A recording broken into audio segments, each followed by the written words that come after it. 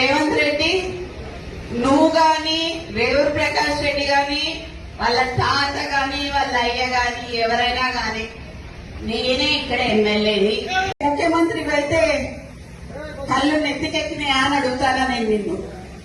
ఇది అచ్చ కాంగ్రెస్ వర్సెస్ పచ్చ కాంగ్రెస్ అయింది. ఇక్కడ మొత్తం పచ్చ కాంగ్రెస్ మాత్రమే నడుస్తున్నది. ఇక్కడ అచ్చ కాంగ్రెస్ ఏది నడవట్లేదు. కాంగ్రెస్ సభ్యులు ఎవ్వరూ ఆనందంగా లేరు. దాంట్లో ఉత్తమ్ కుమార్ రెడ్డి అంకుల్ మేము యాక్చువల్లీ అసలు ఆయన పేరు చెప్పాల్సింది ఉండే మా జ్యేష్ఠ సహాయానికి. నీ ఇంకా బయటికి తీయాల్సిన చాలా ఉంటాయి. నువ్వు ఇంటెలిజెన్స్ రిపోర్ట్స్ తెప్పించుకొని ఇవాళ అందరు మా లీడర్లు అందరు ఇళ్ల దగ్గర పోలీసులను పెట్టావు. నువ్వు ఇంటెలిజెన్స్ రిపోర్ట్ తెప్పించుకొని ఎందుకంత భయం నీకు? పిక్చర్ అభి బాకీ హై మేరే దోస్త్. నిన్నొచ్చి నెక్స్ట్ ఎలక్షన్ గురించి మాట్లాడినావు కదా. 2 ఎలక్షన్ల తర్వాత రేవూరు ప్రకాష్ రెడ్డిని గెలిపియాలి అని చెప్పినావు. రేవూరు ప్రకాష్ రెడ్డి అంటే పర్కాలకి తెలియదు, పర్కాల్ అంటే రేవూరు ప్రకాష్ రెడ్డికి తెలియదు ఎలక్షన్ల ముందట. అవునా కాదా? ఎవరొచ్చిండ్రు? కొండా మురళి వచ్చి తిరిగితే రేవూరు ప్రకాష్ రెడ్డి గెలిచిండు.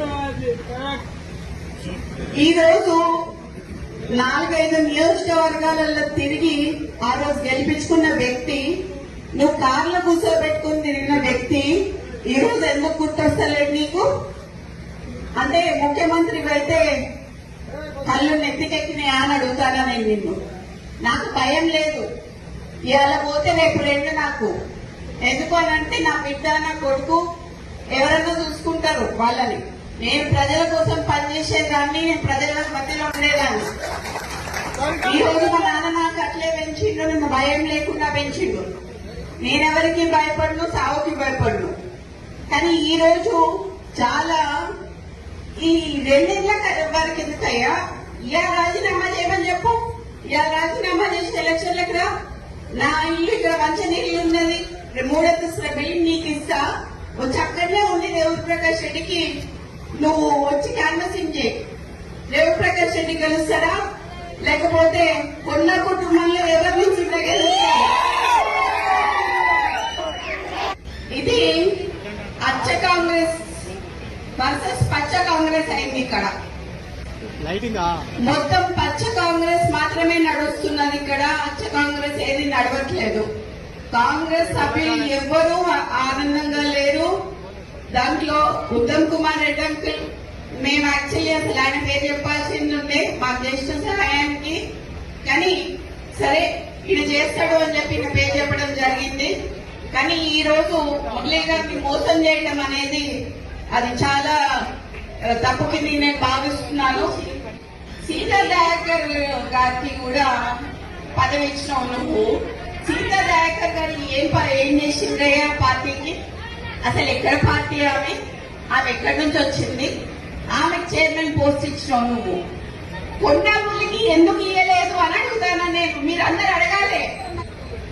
ఈ రోజు నేను అందరి సమక్షంలో చెప్తున్నాను, అయ్యా రేవంత్ రెడ్డి నువ్వు గాని రేవూరు ప్రకాష్ రెడ్డి గాని వాళ్ళ తాత గాని వాళ్ళ అయ్య గాని ఎవరైనా గాని నేనే ఇక్కడ ఎమ్మెల్యేని. ఖచ్చితంగా నేనే నిల్చుంటా, నేనే గెలుస్తా. అర్థమైందా? ఈ సందర్భంగా నేను నీకు ఇక్కడ నుంచే చెప్తున్నా, నువ్వు ఇప్పుడు రాజీనామా చేయమని చెప్పు. ఇప్పుడు ఇద్దరం నిల్చున్నాము, ఎవరు గెలుస్తారో చూద్దాం. నువ్వు వచ్చి క్యాన్వసింగ్ చేయి, నువ్వు వచ్చి క్యాన్వసింగ్ చేయి రేవూరు ప్రకాష్ రెడ్డికి. నేను ఇండిపెండెంట్ అయినా నిల్చుంటా. ఒకవేళ కాంగ్రెస్ పార్టీ టికెట్ ఇవ్వకపోతే ఎట్లయినా కూడా నేను గెలుస్తా అని చెప్తున్నా. ఈసారి పర్కాల ఎమ్మెల్యేగా నేను పోటీ చేస్తానని ఈ సందర్భంగా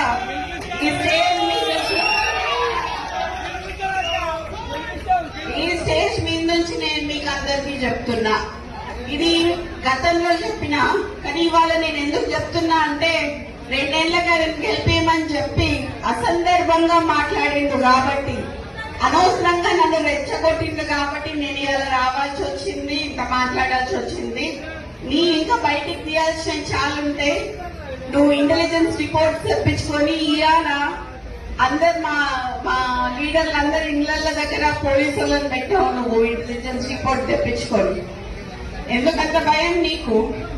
నువ్వు మాట్లాడింది తప్పని నీకు కూడా తెలుసు. ఈ లోపల మరి ఆయనకి కొంచెం ఆరోగ్యం బాగాలేదు కదా, మరి ఎటు ఉంటుందో చూద్దాం మరి అప్పటి వరకు ఎలక్షన్ వరకు. సో అది ఇప్పుడు నేను కొంచెం అది చెప్తే అది బాగోదేమో కానీ ఇప్పుడు డైపర్లు వేసుకున్న వాళ్ళకి వీళ్ళకి మాత్రం ఇస్తాను అంటున్నాడు కదా, అది మాత్రం కొంచెం తప్పని చెప్పి చెప్తున్నా. ఆయన ఇప్పటికే నడవలేకపోతున్నాడు, తిరగలేకపోతున్నాడు. ఈయన మరి వృద్ధునికి 80 ఏళ్ళు వచ్చినానికి ఇస్తా అని చెప్పి అంటుంటే హాస్యాస్పదంగా అనిపించి మరి ఈ రోజు రావడం జరిగింది. ఈ రోజు నీ తమ్ముందు ఒక 200 కోట్లది ఒకటే చెప్పిన, ఒకవేళ ఎవరైనా నాకు కౌంటర్ ఇచ్చిందనుకోండి మిగతా కూడా బయటికి తీయాల్సి వస్తుంది. సో ఎవరు కౌంటర్ ఇచ్చినా బయటికి తీసి నేను చెప్పాలనుకున్నా చెప్పిన దీనికి కౌంటర్ ఇస్తే మాత్రం నేను ప్రెస్ క్లబ్ లో కూర్చొని ప్రెస్ నోట్ రిలీజ్ చేసి మొత్తం ఉన్నాయన్నీ బయట పెట్టాల్సి వస్తుంది. సో అందుకని చెప్పి ఇక్కడ